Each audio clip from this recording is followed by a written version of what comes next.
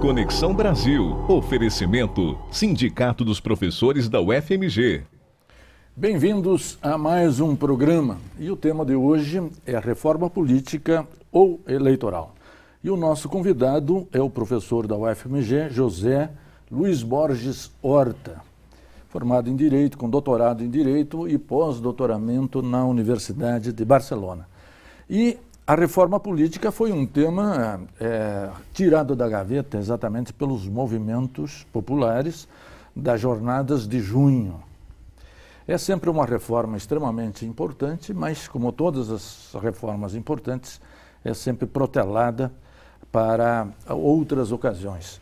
O movimento das ruas trouxe esse tema com toda a sua veemência e propriamente necessidade.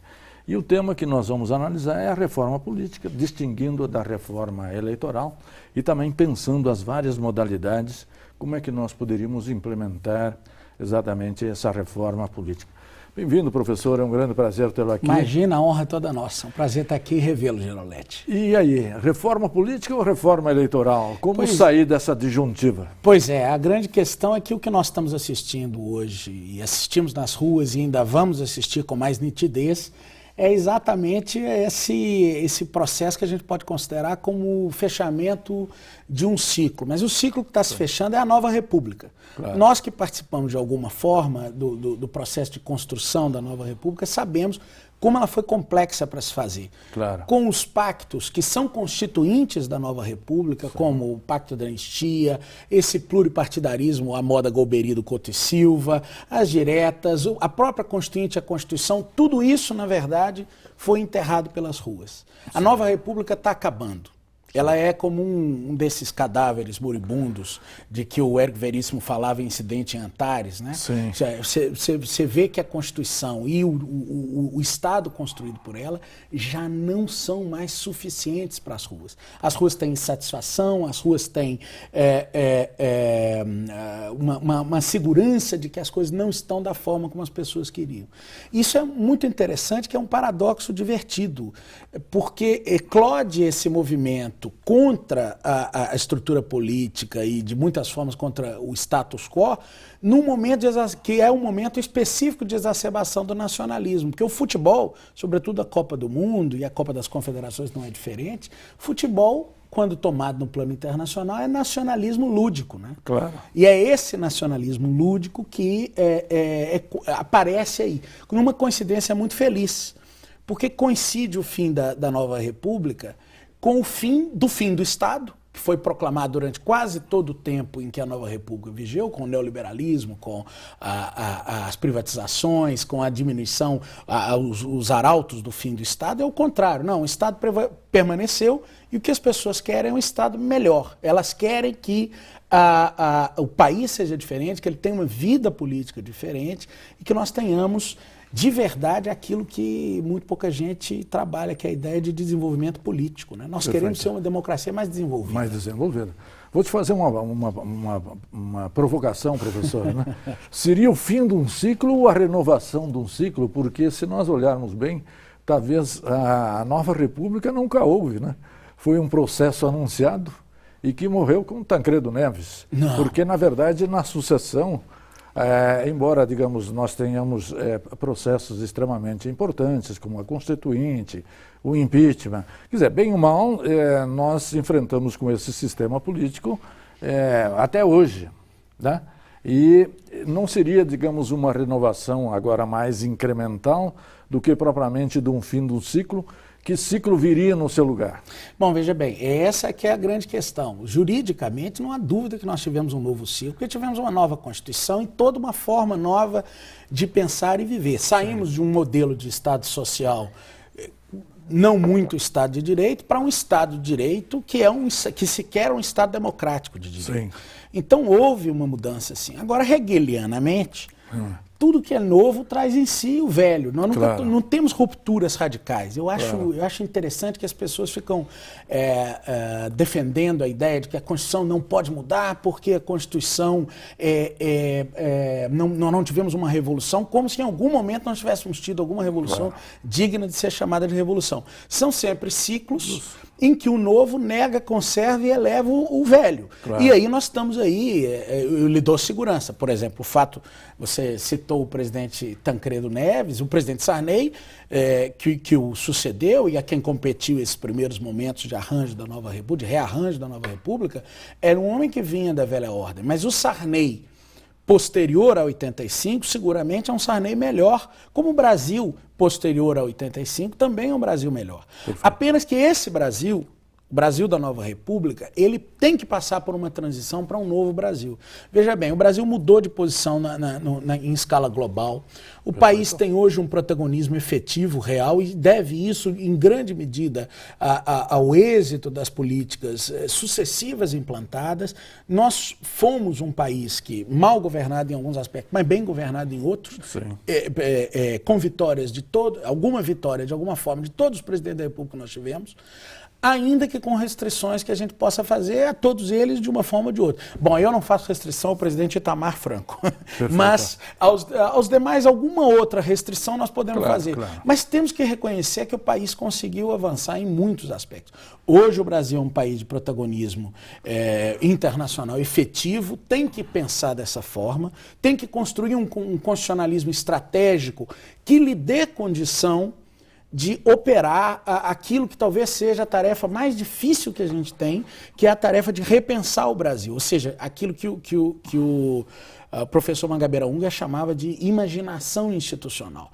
Agora, imaginação institucional, repensar as instituições, é algo extremamente difícil se nós vivemos naquele clima que o seu co-estaduano Oswaldo Aranha chamava de deserto de homens e de ideias. Perfeito. Nós precisamos de novas ideias. Perfeito.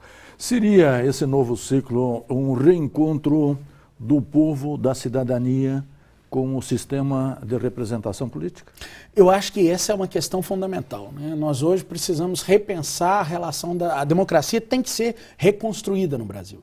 As pessoas saíram às ruas porque elas não se sentem efetivamente representadas. E elas não se sentem efetivamente representadas porque o Estado não está organizado de uma forma que permita que as pessoas se reconheçam de verdade nele. E isso é muito importante.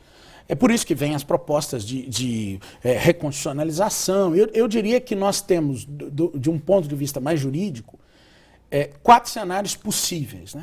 Um que seria ideal, que é o cenário de canalizar essa energia vibrante das ruas para uma Constituinte. Só que muita gente resiste a isso, tem muito medo da Constituinte, de uma nova Constituinte. Eu não consigo entender, francamente, o que leva as pessoas a terem medo da Constituinte. Eu acho que nós vivemos a Constituinte, vimos como é fabuloso uma Constituinte. Mas esse é um cenário um pouco complexo. Claro. Ainda que numa Constituinte exclusiva, com mandatos específicos, quarentena e etc. e tal. O segundo ponto, depois eu volto à Constituinte. O segundo ponto. O primeiro cenário, um cenário ideal, seria fazer uma Constituinte. O segundo, um cenário utópico, que não tem como funcionar, que é fazer uma Constituinte meramente política. A tal da Constituinte que eles chamam de exclusiva para fazer a reforma política. Mas tudo é política. A Constituição é o estatuto jurídico do político. Então é óbvio que não tem como você limitar uma Constituinte só a questões políticas. Aliás, a Constituição já traz as políticas mais importantes do país. O cenário surreal é o cenário proposto pela nossa chefa, agora tem que fazer flexão de gênero, pela nossa chefa de Estado e chefa de governo, que é o cenário de um plebiscito. Só que da forma como proposto, é um plebiscito fragmentário e como a gente, porque evidentemente teria milhares de perguntas, cada uma mais complexa que a outra, e essa fragmentação levaria a um cenário que alguns pensadores chamam de infoxicação. É uma intoxicação de informação, é tanta pergunta que a pessoa se perde. Claro. E o cenário aparente, que é o cenário, quarto e último cenário, que é o cenário com o qual nós estamos todos trabalhando e assistindo, esperando ansiosamente, que é o cenário de que uma comissão de notáveis da Câmara dos Deputados faça esse trabalho, né? Um grupo de trabalho que está sendo instaurado exatamente, inclusive com 2 deputados federais de Minas Gerais nele, o deputado Júlio Delgado, do PSB, e o deputado Marcos Pestana, do PSDB, todos 2 lideranças muito expressivas. É muito bom ter mineiros, como no grupo de trabalho nomeado no Senado, que infelizmente não funcionou, os dois senadores de Minas Gerais estavam lá, o senador Aécio Neves e o grande senador Itamar Franco, que foi uma das figuras de proa na comissão do Senado, mas que infelizmente não prosperou. Agora, pelo clamor das ruas, a gente acredita que a da Câmara vai fazer alguma coisa assim, sem dúvida. Ok, nós voltamos examinando esses 4 cenários no segundo bloco. Um instante só, voltaremos já. Interconexão Brasil. Oferecimento Sindicato dos Professores da UFMG. Estamos de volta. O nosso tema é reforma política ou reforma eleitoral. No primeiro bloco, nós situamos o fim de um ciclo, segundo o nosso convidado, que é exatamente o fim do ciclo da nova República. E encerramos o bloco analisando 4 cenários possíveis para fazer essa reforma política propriamente dita. Antes de trabalhar os 4 cenários, eu gostaria de saber que reforma política é essa? Reforma política ou reforma eleitoral? Qual, na sua visão, nessa percepção, digamos, do encerramento de um ciclo e na abertura do outro? Se você pensa em termos de democracia representativa, Girolete, a reforma política não tem como não ser uma reforma eleitoral. Sim. Então, o processo de eleição dos governantes é um dos processos principais. Hoje, nós vemos que a mídia badala muito, e mesmo os nossos colegas da universidade dialogam muito na dimensão da democracia participativa, como se a democracia participativa fosse capaz de sozinha equacionar os problemas do dia a dia. Claro. Não é. A democracia representativa tem que ser repensada. E repensar a democracia representativa implica em repensar o processo eleitoral. Claro. Não só com as ideias que já estão em debate, porque há algumas ideias que estão aí na pauta do dia. O adeus à lista aberta, que é esse sistema patético em que nós temos, em que você vota no partido, mas te iludem que você está votando no candidato, e o voto vai e você está participando, e ninguém entende muito bem, o povo, em geral, não consegue entender muito bem como é que funciona o processo de eleição na lista aberta. Nesse sentido, o senhor defenderia o voto na legenda? Não, olha, veja bem, eu acho que qualquer coisa é melhor que a lista aberta. O voto em legenda na lista fechada seria um avanço extraordinário para os partidos. O distrito uninominal, o voto distrital clássico, seria talvez positivo em muitos aspectos, sobretudo que baratearia as campanhas, é algo que é fundamental, porque é evidente que se você, para ser candidato a deputado, tem que arrecadar 3 milhões de reais para disputar uma eleição, isso está impedindo as pessoas objetivamente de participarem do processo democrático. Se você introduz nesse sentido o voto misto. Também, é outro que seria talvez uma alternativa muito positiva. Ou o voto distrital chamado plurinominal, que o presidente Michel Temer chama de distritão, né? Em que você teria, por exemplo, em Minas, distritão, ele diz. É distrital, porém, com vários deputados. Então, os 50 e poucos mais eleitos em Minas Gerais, mais votados em Minas, seriam os deputados e ponto final. É como se Minas Gerais fosse um distrito e aqueles mais votados é que ficariam. O que eu acho ruim na proposta do Temer é que ela continua com um vício muito ruim da nossa política, que é o vício da personificação, da personalização. Votar na pessoa, quando na verdade nós deveríamos votar nas ideias. As ideias é que são importantes. Claro. Agora, o sistema eleitoral vai mudar, inevitavelmente. O sistema eleitoral com lista aberta não tem jeito. Isso é aberração. Uma questão que já se começa a discutir, eu fico até extremamente feliz, é por isso que eu tenho fé na reforma política, porque as pessoas estão começando a discutir o processo de responsabilização política dos governos. Claro. Você sabe, cientista político, que não há outra forma de fazer um processo de responsabilização política dos governos, não digo jurídica, mas política, que o sistema parlamentar de governo. Já se está discutindo, que seria uma alternativa. É uma reforma política de uma monta muito maior. Claro. E fabulosa. Estimular a alternância no poder, acabar com essa aberração introduzida na Constituição de 88. Coitadinha da Constituição de 88.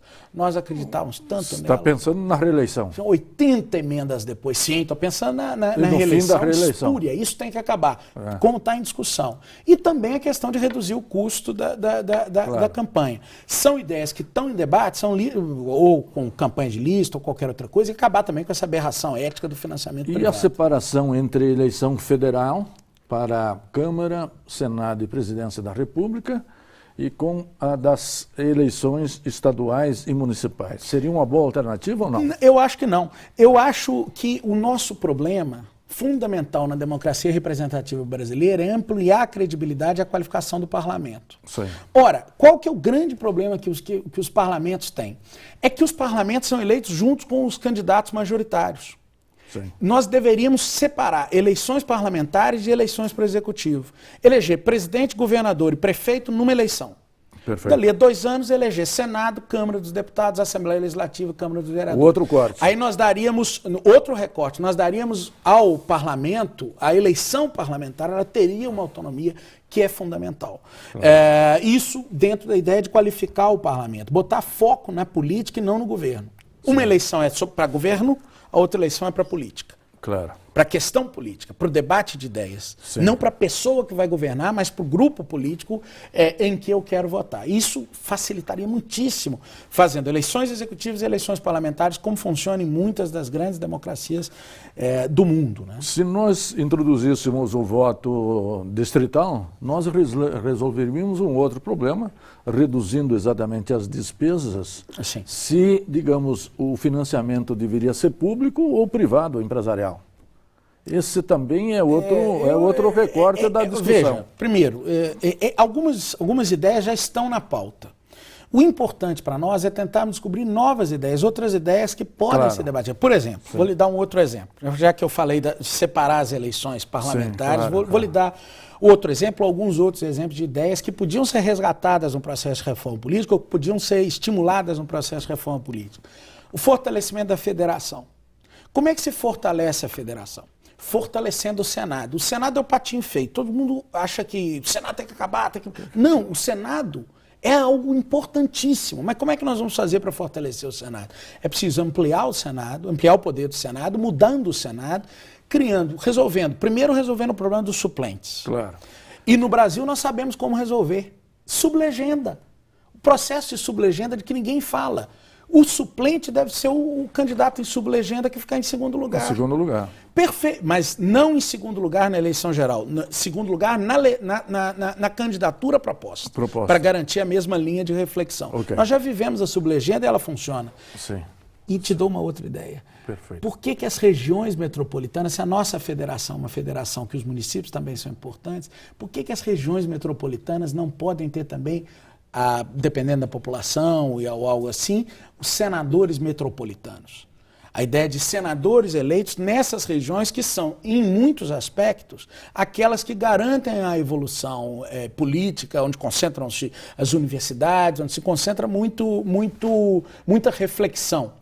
Por que não? E também muita população. E os maiores problemas que a gente vê no Brasil hoje, eles não estão impressionantemente na parte da agricultura, na parte rural do país, no interiorão. Mas eles estão aqui na capital, nas metrópoles. E muitas vezes, se o Senado tivesse a figura do senador metropolitano ao lado do senador estadual, representante das metrópoles, ao lado dos representantes, todos eles senadores da República, o Senado teria, eu acredito, mais credibilidade para poder participar dos debates mais importantes do país. Ok, professor. Voltamos no segundo bloco, analisando as estratégias para implementar a reforma política no sentido e na direção das novas ideias trazidas pelo nosso convidado. Um instante só, voltaremos já. Interconexão Brasil. Oferecimento Sindicato dos Professores da UFMG. Estamos de volta. O nosso tema é a reforma política ou eleitoral. E o nosso convidado é o professor José Luiz Borges Horta, da UFMG. Professor, eu fiquei muito entusiasmado exatamente com suas novas ideias, extremamente interessantes aqui. Você, inclusive, alterou completamente o meu roteiro das entrevistas, o que é muito bom, porque a gente se encanta com as boas ideias, etc. Exatamente, vejam, uma das críticas que foram feitas pelas ruas foi aos partidos políticos. Como fortalecer os partidos políticos para que, sem partidos, também não há democracia? Claro que não é possível. Agora, qual que é a grande questão no Brasil? É que nós pensamos a política sem pensar junto à cultura política brasileira. Sim. Qual é a cultura política brasileira? É de partidos nacionais? Não. É de partidos estaduais. Nós precisamos... outra coisa que nós precisaríamos fazer é permitir ou estimular a criação de partidos estaduais, porque, no fundo, o jogo político se dá em cada unidade da federação. e permitir federações nacionais de partidos. Claro. Isso permitiria, no fundo, que nós pudéssemos fazer uma política mais próxima das pessoas. Claro. E os partidos que se organizem. O problema do Brasil, no fundo, é isso. Os partidos chamados nacionais nunca são nacionais, ou são federações de partidos regionais, ou estão a serviço de uma sede mais importante. E se nós olharmos as coligações que se formam em cada eleição, é a mais estapafúrdia possível do ponto de vista, se você quiser, dos partidos nacionais. Sim, mas é por causa do tempo de televisão. Essa é outra questão que nós precisaríamos atacar. Sim, como atacar isso? Muito simples, permitir que só os 2 partidos com maior tempo de televisão contem em cada coligação. Acabaria a guerra por partidos pequenos, e os partidos pequenos já deixariam de existir, não os ideologicamente pequenos, mas aqueles que são partidos de ocasião, as legendas de negócio. Eu não preciso fazer uma coligação de 14 partidos, se só os 2 maiores contarem no tempo de televisão. Eu tenho uma distribuição mais justa de tempo de televisão e posso permitir que o processo político se dê de um modo mais amadurecido. Dentro da nossa cultura, uma outra questão que precisaria ser repensada no plano de um pacto político, mas isso é muitíssimo mais complexo, dá um programa só isso, repensar uma das instituições chaves da cultura constitucional brasileira, que é o poder moderador. Não vamos nos enganar que o poder moderador acabou com a Constituição do Império, não, porque não acabou, ele continuou aí. Aliás, há uma guerra surda para ver quem pode e quem vai exercer o poder moderador no Brasil, sem que nós formalizemos o poder moderador, o tragamos à tona, democratizando o poder moderador. Quem é que tem que exercer o poder moderador? O judiciário, as forças armadas, a mídia, a grande empresa, ou o poder moderador tem que estar inserido dentro das estruturas do Estado, talvez no novo Senado fortalecido pelo aumento de representatividade dele, poderia ficar esse poder moderador. E aí o Senado poderia sair da órbita do poder legislativo e se transformar num ente superior, com a colaboração, por exemplo, do sistema de controle de contas, que isso funciona mais ou menos bem, com a colaboração de outros órgãos que têm essa função de garantir a existência do Estado. E aí talvez nós tivéssemos a solução dos problemas, que não é possível. Você olha, às vezes, o Congresso, você não aceita o Congresso, mas também não há dissolução do Congresso. Você não aceita o governo está ruim, eu quero mudar o governo. Não é possível fazer, o governo não cai. E em toda democracia civilizada eu tenho instrumentos, não só para que o Congresso eventualmente seja chamado a novas eleições, como para que o Poder Executivo também tenha que mudar. Isso só mudará no dia em que nós equacionarmos com muita criatividade a estrutura constitucional brasileira, a estrutura do poder brasileiro. Com todas essas ideias, como implementá-las e como fazer a reforma política? Porque, vejam, o plebiscito já se foi. Sim, o plebiscito é a ideia. Bom, quem pensou o plebiscito não estava pensando na hora, estava ocupado fazendo outra coisa. A outra seria, digamos, uma Assembleia Constituinte exclusiva? Isso sim que poderia ser uma boa ideia. Agora, o que inevitavelmente, a alternativa que nós temos como juristas, reagem, correm desesperados, não pode mudar a Constituição. Como se a Constituição brasileira não tivesse sido a Constituição mais mudada do mundo. A Constituição espanhola, que é uma boa transição para a democracia, a nossa é da Espanha. A Constituição espanhola foi emendada 2 vezes, a nossa eu olhei hoje antes do programa 79 vezes. Sim. Então é uma Constituição que já não tem força. Qual é o caminho? Fazer a reforma no Congresso, hoje, que está parecendo o caminho mais correto. Fazer a reforma no Congresso e depois submetê-la a um referendo. Mas essa reforma, para ser submetida a um referendo, tem que dar um tempo para ela ser implementada. Eu acho que o referendo devia ser 10 anos depois da reforma. Deixar o povo sentir como foi, mudar com ousadia e depois deixar o povo se manifestar sobre isso. Não 1 ano depois, 6 meses depois ou antes de entrar em vigor, mas 10 anos depois. O Congresso tem que ter força para poder mudar a si mesmo. E depois nós testamos o modelo. A cada 10 anos nós fazemos um novo referendo para testar o modelo. Mas há uma grande descrença que o poder não se reforma, professor. Nós temos que ter fé nos parlamentares que nós elegemos. Fé. Veja, é uma questão de fé mesmo, porque é evidente que o parlamentar ele precisa exercer a sua tarefa, o seu poder. E eu acredito muito que os nossos parlamentares querem mudar, até porque eles foram, em grande parte, também alvos, não só eles, fundamentalmente o governo federal, mas também eles foram alvo dessa grande mobilização popular. Viva a democracia, vamos à democracia, vamos ao parlamento, eu acho que isso é importante e nós temos que acreditar que é possível fazer um Brasil novo. Em muita coisa nós avançamos, está na hora de avançar politicamente. Perfeito, nós estamos no finalzinho do programa. Que agenda nós poderíamos ter? Eu acho que a agenda é, primeiro, intensificar os debates, aceitar a proposta do Congresso Nacional, da Câmara dos Deputados, de começar na Câmara o debate e participar do debate que a Câmara está convocando. Ok, professor. Queria agradecer muito a sua presença aqui. Muito obrigado, é uma honra muito grande. Pelo seu entusiasmo, pelas suas novas ideias. Trouxemos a você, telespectador, um tema que é o movimento das ruas, das jornadas de junho, tirou da gaveta. E é um tema da maior importância e creio que esse é o momento ideal para nós fazermos essa reforma política e essa reforma eleitoral. E a você, telespectador, que sempre nos acompanha, nos prestigia, nosso muito obrigado e até a semana que vem.